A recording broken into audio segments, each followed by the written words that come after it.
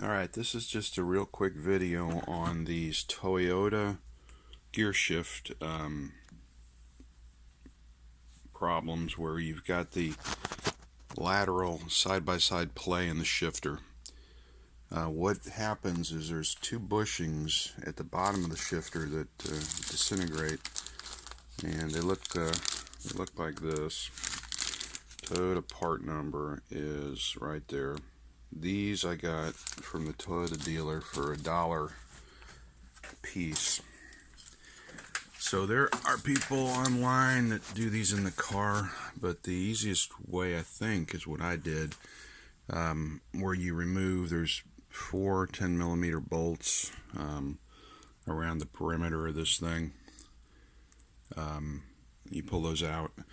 You undo this shift lever. This is the linkage rod. There's a pin that goes through here with a little kind of a cotter pin. You pull the pin out, disconnect this. Hey, what's wrong? Why are you in such a bad mood? Okay, so you have a pin through here. You pull the cotter pin. There's 2 washers on each side. Washer here. Cotter pin goes through. Then you pull this whole assembly out. It comes out just fine. And where you need to get to is right under here. And if you pull down this part here, you can't see it. There it is. If you pull that down, you can see there's a bolt that goes through, and on the other side there's a nut. It's 10mm on one side and 12 on the other. So you pull that rod out and you replace the bushings in there. But here's the neat thing that I haven't seen anybody mention, is that these things that go through this rubber part are just spacers. You take them out, and then you're left with this.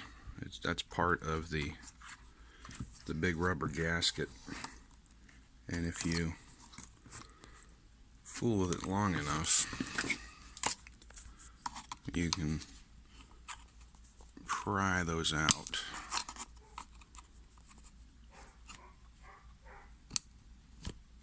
Anyway, you can pry it through and then pull it through from the bottom. You get all 4 of those, and you release this entire gasket, slide it down the shaft a little bit, and then you've got perfect access to that rod where you can replace the bushings. And it works out well, because I've seen people have a problem with the pin for the park switch. When they put it back in, they don't have it lined up. This way you don't have to mess with the park switch at all.